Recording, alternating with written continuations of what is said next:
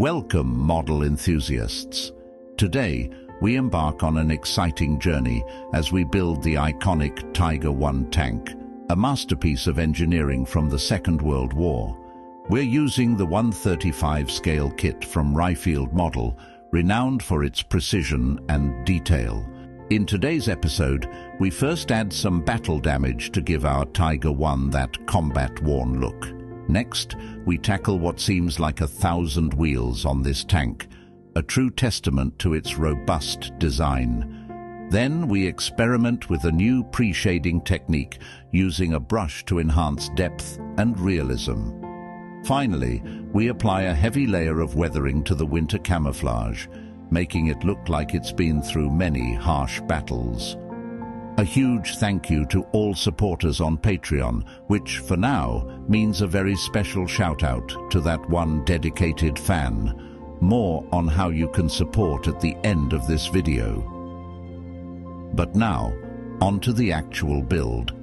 We begin with the hull, carefully cutting each piece from the sprue, trimming any leftover plastic with a hobby knife, and smoothing everything out with the right sanding sponges. In my opinion, this kit is stellar enough to build out of the box. Aside from 3D printed tracks, I'm skipping aftermarket kits for this build, keeping it straightforward and focused on the quality at hand.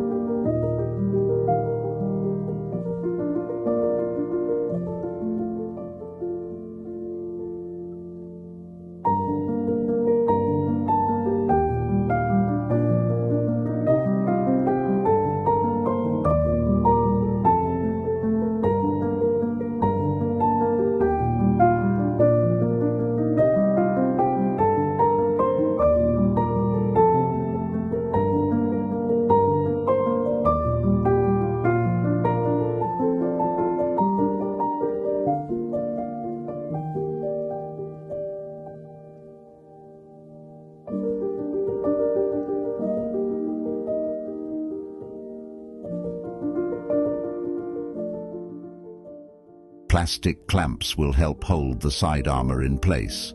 Later, we'll add an acrylic texture to it to enhance its realism, giving our Tiger I an even more authentic and battle-ready appearance. This kit includes several photo-etched parts, which we'll carefully cut out and refine with a diamond file. They'll then be securely attached using either super glue or Ammo MIG Ultra Glue, ensuring they stay in place for a durable finish.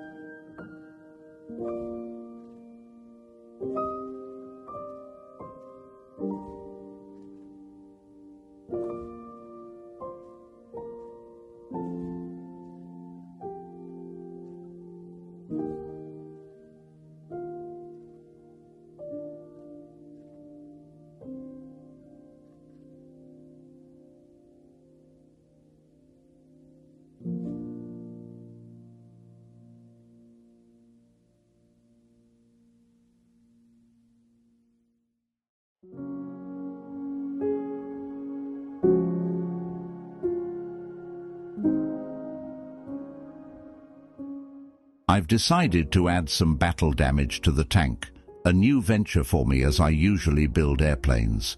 This required a bit of experimentation.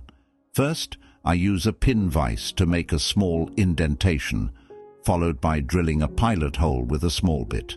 Next, I enlarge the hole with a bigger drill bit, taking care not to penetrate through the entire plastic.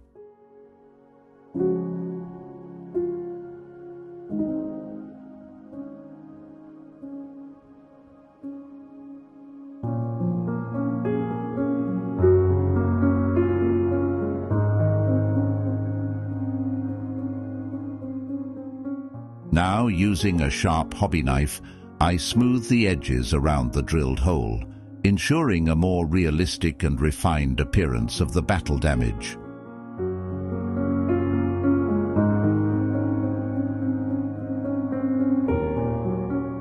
Using Tamiya extra thin cement, I further smooth the plastic around the hole.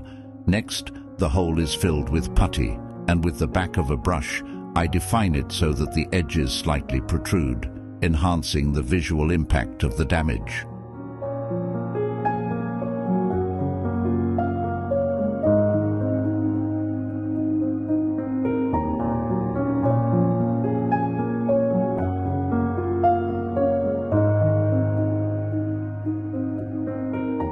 The edges are then cleaned up again with a hobby knife, ensuring a neat and tidy finish around the damaged area.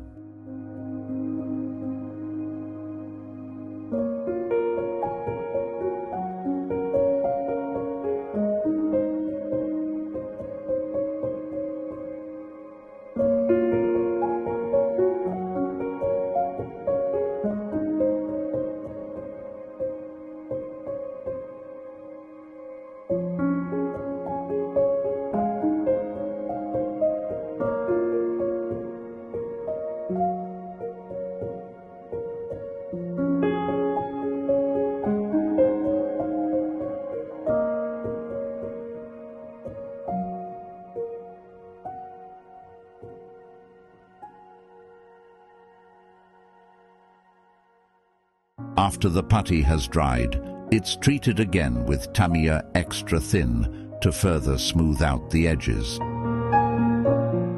Bullet holes, mimicking damage from gunfire, can be created in a similar manner. Start by trimming the plastic from the inside with a Dremel until it becomes translucent when held up to light. Extra thin cement is then applied to unify the surface. Next, a hole is made using a pin vise, which is further shaped with the back of a brush to define its edges.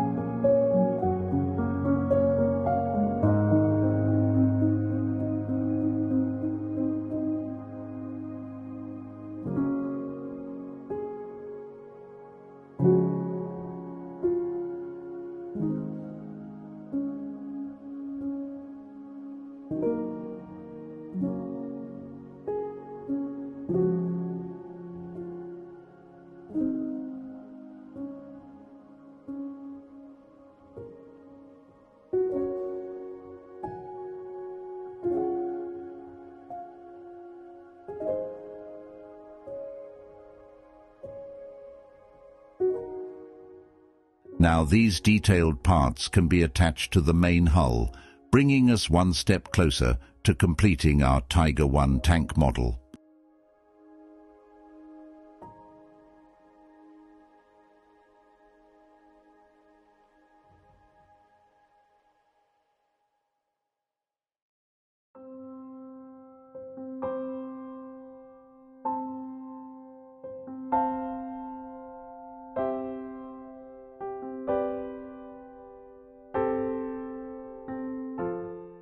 These parts are ready to be attached to the main hull, or so we thought. As they take a sudden tumble before being glued, it seems our tank is eager to test its battlefield resilience a bit early.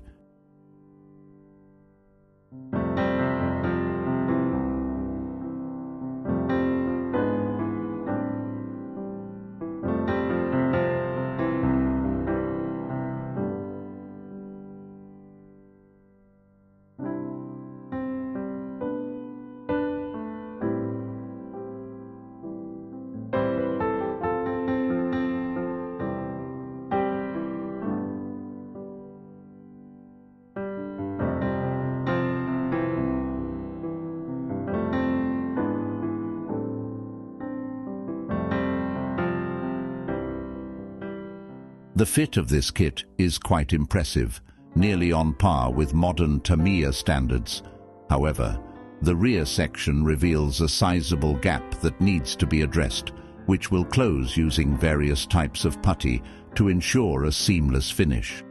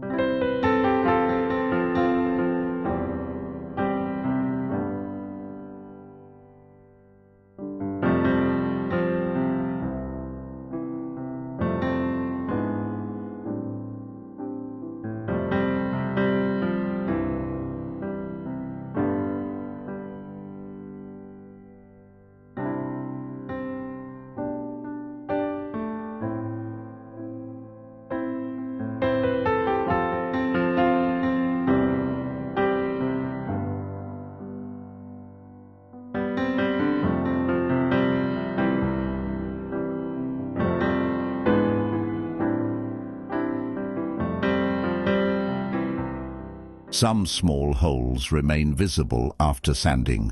For these, I always turn to Mr. Dissolved Putty, which has just the right consistency to permanently fill such gaps and create a flawless surface.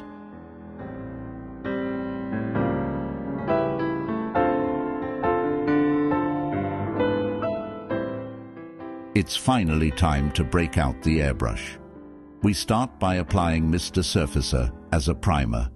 Since I don't have black primer on hand, I'm using the grey variant initially and then overlaying it with black paint to set the base for our detailed painting work ahead.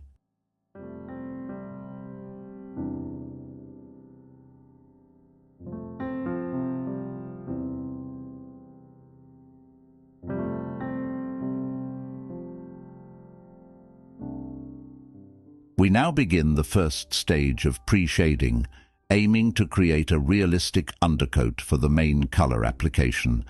By irregularly applying white over the black base, we enhance the depth and texture.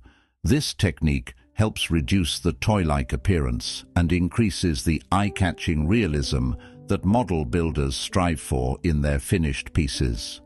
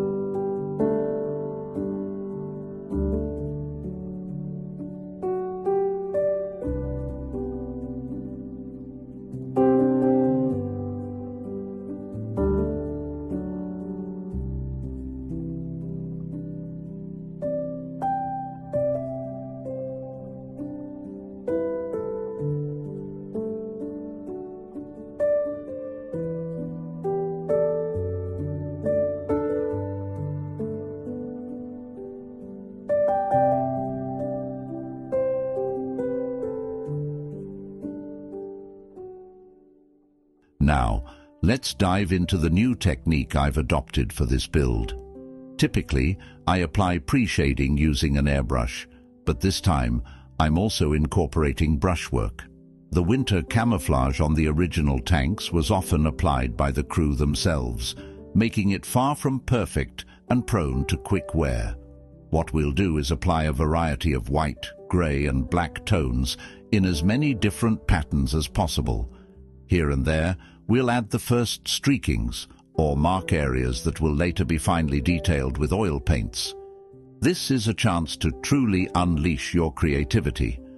While such weathering may not be hyper-realistic, my goal isn't just to create a super-realistic model, but to produce a model that is visually appealing and enjoyable for both me and hopefully for you as well.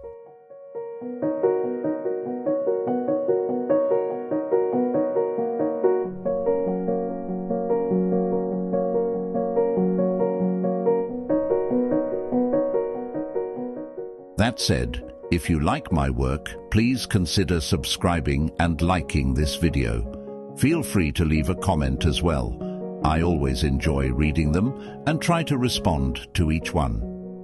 Thank you for your support. It greatly helps my channel and ensures that YouTube recommends this video to more viewers.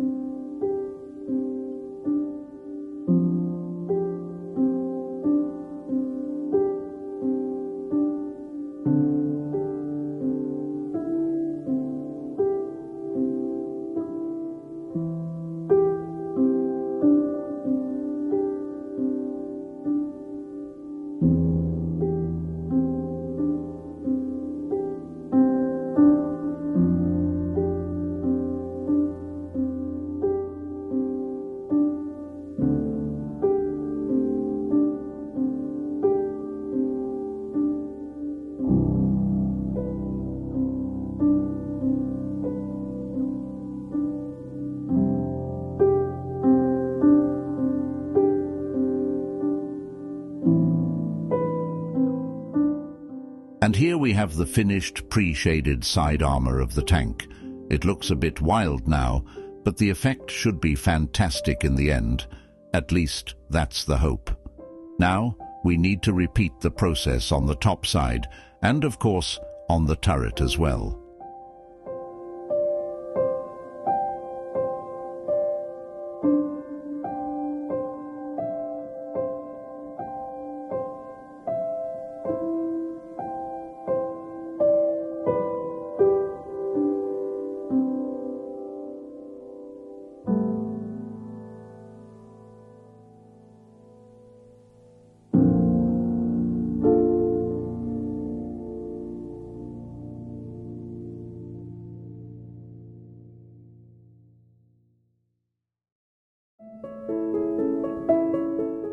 After that, it's time to apply the main color. For this, we use a heavily diluted satin white. The trick is to not completely cover the pre-shading. You can work in multiple stages to ensure that parts of the pre-shading remain visible, adding depth and dimension to our model.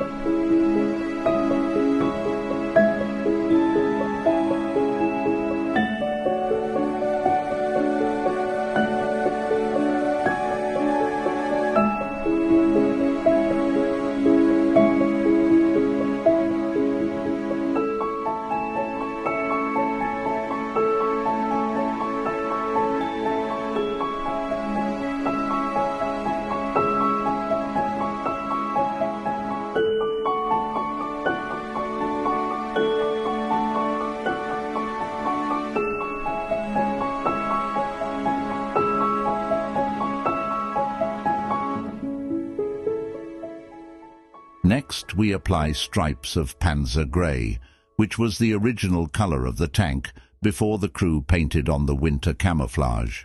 This time I'm doing it freehand, but you can use camouflage putty or blue tack to assist if you find your hand isn't quite steady.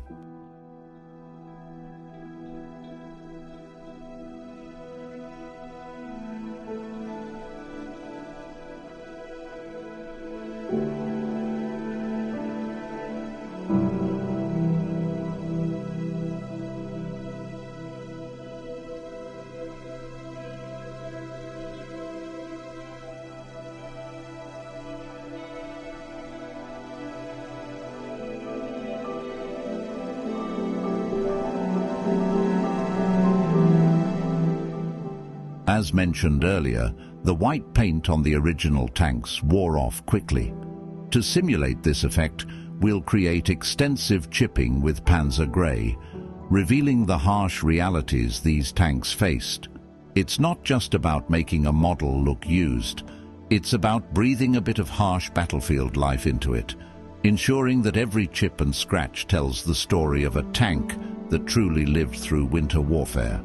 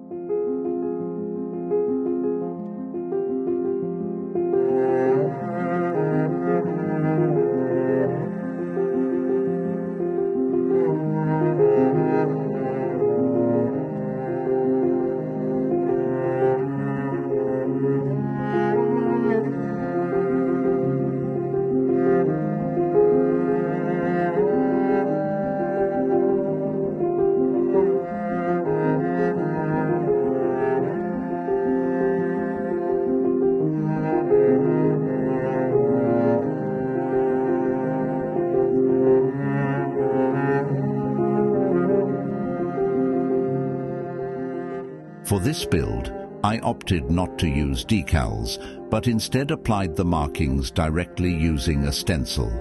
However, in retrospect, I regret not hand painting over the stencil to give a more worn and hand-applied look, as crew often did. My version turned out a bit too clean, missing that authentic, rugged touch that hand painting can achieve.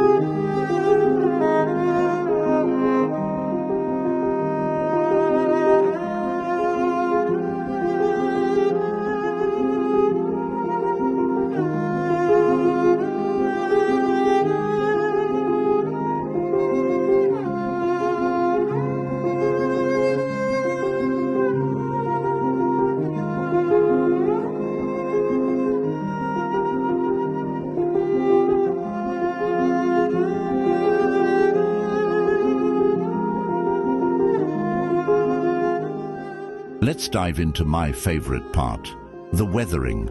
I've heard many of you tank modelers say that a tank model stands or falls with its weathering. I generally receive very kind compliments from you all on my weathering techniques, but honestly, I was quite nervous before starting on the WWII. My approach here isn't entirely realistic, but I aim for it to be visually appealing. Normally, I would apply a wash over the entire model, but in this case, that would darken the white too much, which I wanted to avoid. Therefore, I focus on using oil paints to highlight the many corners, edges, and niches that a tank has to offer. I apply these with a round brush and then blend them in with a deerfoot stippler.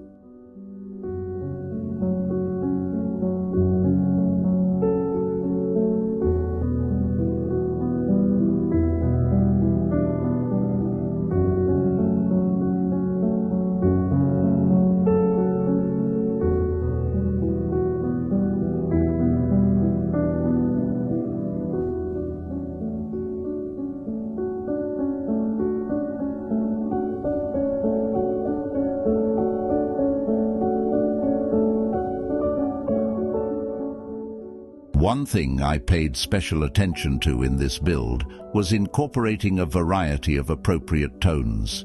It's not just about color accuracy, it's about orchestrating a symphony of shades that bring the armored behemoth to vibrant, gritty life on the miniature battlefield.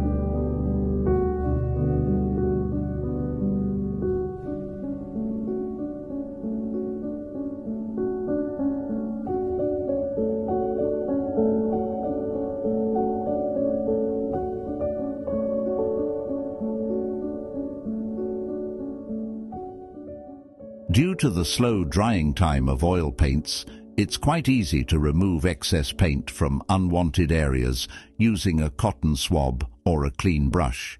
For more stubborn spots, you can dip these tools into a suitable thinner. However, it's crucial to proceed with caution to avoid removing too much paint and potentially spoiling the intricate details of the weathering.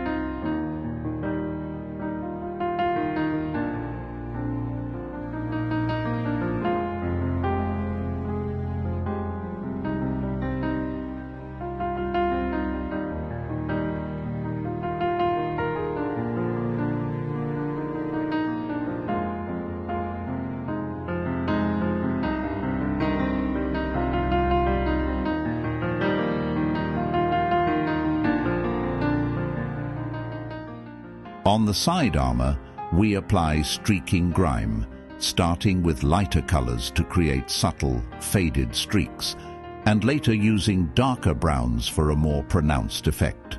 This technique isn't just about adding dirt, it's about painting a narrative of grueling battles and weathered endurance that each streak beautifully captures.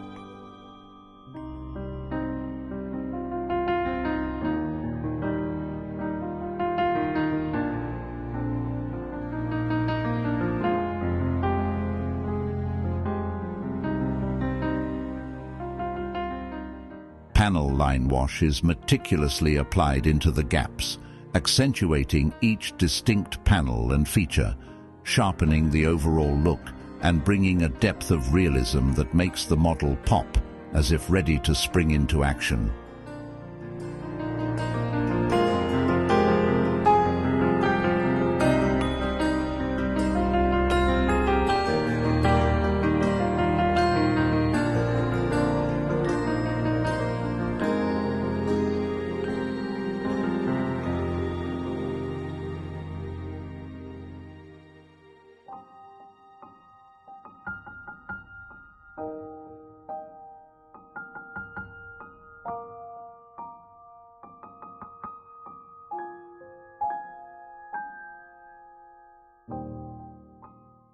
Last but not least, we build up various layers of mud at the front, back, and sides. This process begins by integrating a base layer using dark mud oil paint.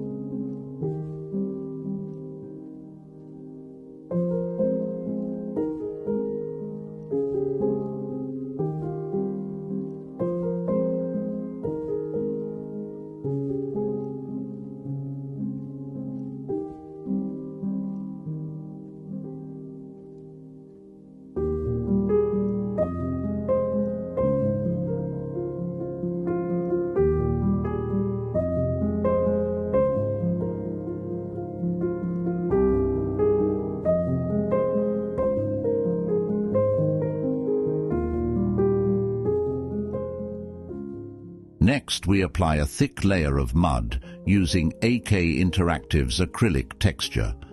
We focus on the areas where mud would realistically accumulate, ensuring that our model not only looks battle-worn, but also authentically interacts with the imagined environment around it.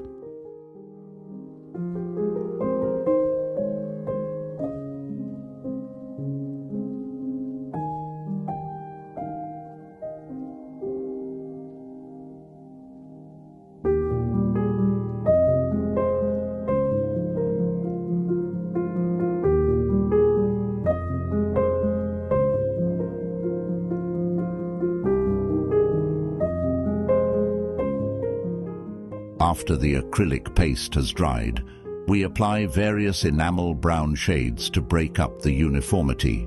This step adds complexity and variation to the mud, enhancing the overall authenticity and visual appeal of the model.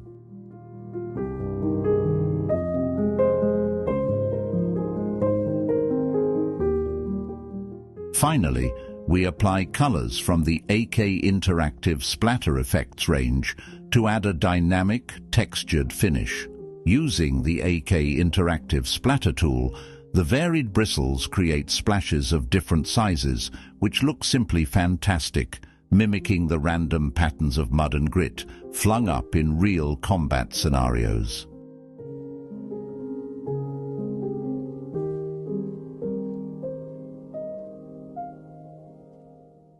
Now let's turn our attention to the wheels. The WWII tank indeed has a large number of wheels, a typical feature of German engineering. However, we use a different technique for the wheels than for the tank itself, as the pre-shading effect doesn't work as well on smaller parts. Initially, we spray on the base color, Panzer Grey. After this paint dries, we apply a chipping fluid and allow it to dry for about 30 minutes before spraying on satin white. Once this layer has dried, it can be chipped away using a stiff brush dipped in good old water, creating a worn and used look on the wheels.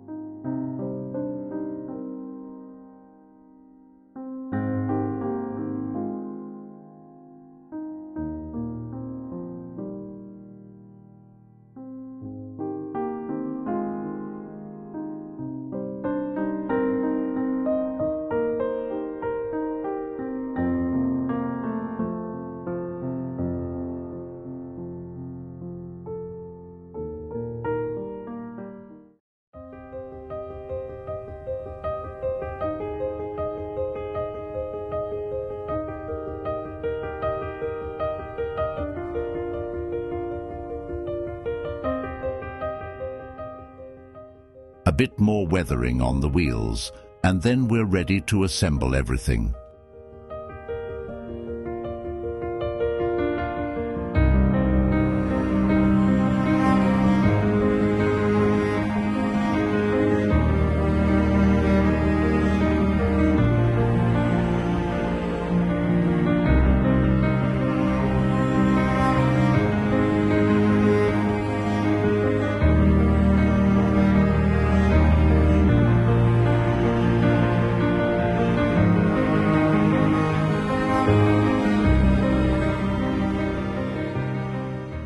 And here is the final result.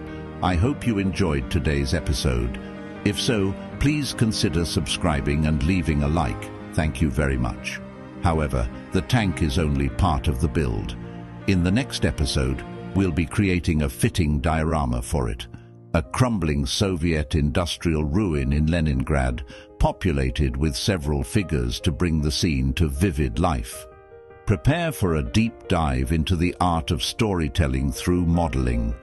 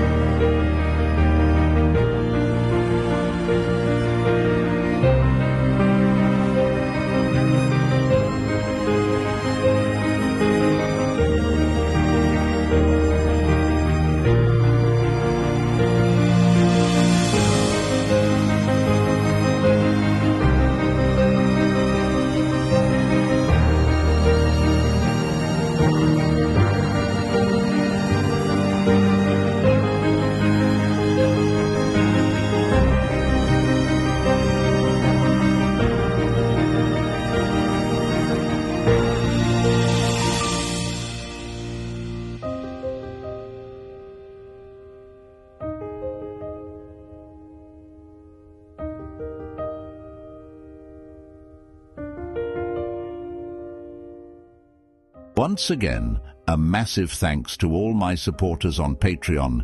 Okay, to my one dedicated supporter, you're a legend. Supporting the channel is easy. For as little as $1 a month, you can help keep this content flowing. Over on Patreon, I regularly post detailed build logs, where you can see each step of my processes in depth. Additionally, subscribers get access to exclusive merchandise like stickers and can download high-quality pictures of my builds. These images are perfect for reference or even to print out and display. You'll find the link to my Patreon in the video description. And as always, thank you for watching and have a great day.